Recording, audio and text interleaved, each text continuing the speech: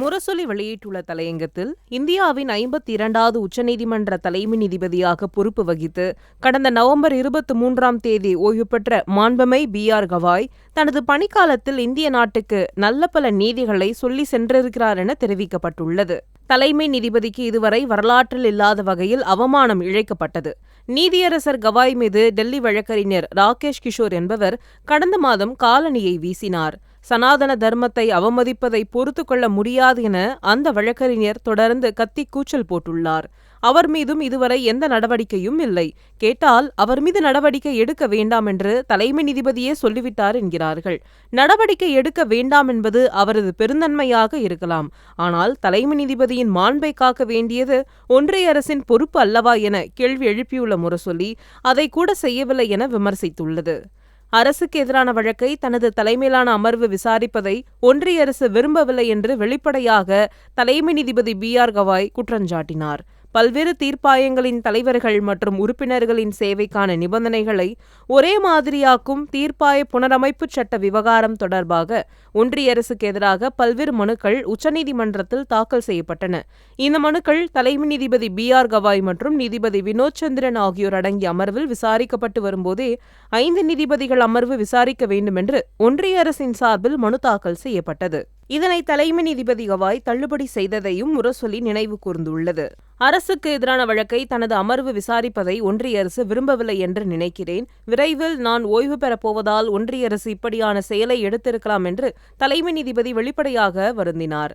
இத்தகைய சூழலில்தான் அவர் தலைமை நீதிபதி பொறுப்பை வகித்தார். இருப்பினும் அவர் வழங்கிய பல வழிகாட்டுதல்கள் முக்கியமானவை என முரசொலி தெரிவித்துள்ளது.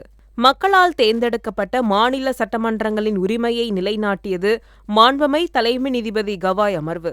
சட்டமன்றத்தால் நிறைவேற்றி அனுப்பி வைக்கப்பட்ட மசோதாக்களை ஆளுநர் நிறுத்தி வைப்பது கூட்டாட்சி தத்துவத்திற்கு எதிரானது என்று தீர்ப்பளித்தார். மசோதாவுக்கு ஒப்புதல் அளிக்க வேண்டும், குடியரசுத் தலைவருக்கு அனுப்பலாம், சட்டப்பேரவைக்கு திருப்பி அனுப்பலாம். இந்த மூன்றில் ஒன்றைத்தான் ஆளுநர் தேர்ந்தெடுக்க முடியுமே தவிர ஒன்றிய அரசு கூறுவது போல் 4வதாக எந்த வாய்ப்பும் இல்லை. அரசியல் சாசன பிரிவு 200-201 படி மசோதாக்களுக்கு ஆளுநர் மற்றும் குடியரசுத் தலைவர் ஒப்புதல் வழங்க வேண்டும். இல்லையெனில் சட்டப்பேரவைக்கு மசோதாவை ஆளுநர் திருப்பி அனுப்ப வேண்டும்.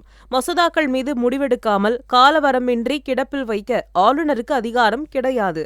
மக்களால் தேர்ந்தெடுக்கப்பட்ட அரசுக்கே அதிகாரம் இருக்கிறது. மக்களால் தேர்ந்தெடுக்கப்பட்ட அரசும் அதன் அமைச்சரவையுமே முதன்மையான இடத்தில் இருக்கின்றன. மசோதாக்கள் விவகாரத்தில் இடையூறு விளைவிக்கும் அணுகுமுறையை ஆளுநர்கள் மேற்கொள்ளக்கூடாது. ஆளுநர் செயல்படாமல் இருந்தால் அரசியலமைப்பு நீதிமன்றங்கள் அதனை ஆய்வு செய்யும். அமைச்சரவையின் ஆலோசனையின்படியே ஆளுநர் செயல்பட வேண்டுமென்பது கூட்டாட்சி தத்துவத்துக்கு காட்டிய வழியாகும் என்றும் கவாய் அமர்வு அளித்த தீர்ப்பை முரசொலி சுட்டிக்காட்டியுள்ளது. உச்சநீதிமன்ற செய்தியாளர்களுக்கு அளித்துள்ள பேட்டியில் மாண்புமை கவாய் சமூக நீதியை வலியுறுத்தி பேசியிருக்கிறார். சமத்துவத்தை நிலைநாட்டவே இடஒதுக்கீடு வழங்கப்பட்டுள்ளது. இந்த இடஒதுக்கீடு அனைவருக்கும் கிடைக்க வேண்டும். வாய்ப்புகள் கிடைக்காதவர்களுக்கு உள் ஒதுக்கீடு வழங்க வேண்டும் என்று சொல்லியிருக்கிறார். மரண தண்டனைக்கு எதிரான கருத்தை மாண்புமை கவாய் சொல்லியிருக்கிறார். ஒரு குற்றத்துக்கு மரண தண்டனை மட்டுமே தீர்வாகுமா? ஆகாது. நான் எனது பணிக்காலத்தில் தூக்கு தண்டனையை ஒருமுறை கூட உறுதி செய்யவில்லை. கடந்த ஆண்டுகளில் வழங்கப்பட்ட பல்வேறு தீர்ப்புகளில் ஒருவரை தூக்கிலிடுவதை விட அவருக்கு பல ஆண்டு சிறை அல்லது சாகும் வரை சிறை தண்டனை வழங்கலாம் என்று சொல்லியிருக்கிறார். சுதந்திரமான நீதித்துறையை வலியுறுத்தியிருக்கிறார். நீதித்துறை மீது மக்கள் அசைக்க முடியாத நம்பிக்கை வைத்திருக்க வேண்டுமென்றால் அது சுதந்திரமாக இருக்க வேண்டும்.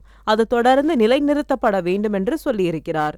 நீதித்துறையா, நிர்வாகத்துறையா, நாடாளுமன்றமா, யார் உயர்ந்தவர்கள் என்ற கேள்வி எழுந்து வருகிறது. இந்திய அரசமைப்பு சட்டம் மட்டுமே உயர்ந்தது. மற்றவை அனைத்தும் அரசமைப்பு சட்டத்துக்காக பணியாற்ற வேண்டும் என்பது கவாயின் அழுத்தமான கருத்து என்று கூறியுள்ள முரசொலி, உச்சநீதிமன்ற தலைமை நீதிபதியாக இருந்த மாண்புமை கவாயின் சிந்தனைகளை உரியவர்கள் பின்பற்ற வேண்டுமென தெரிவித்துள்ளது.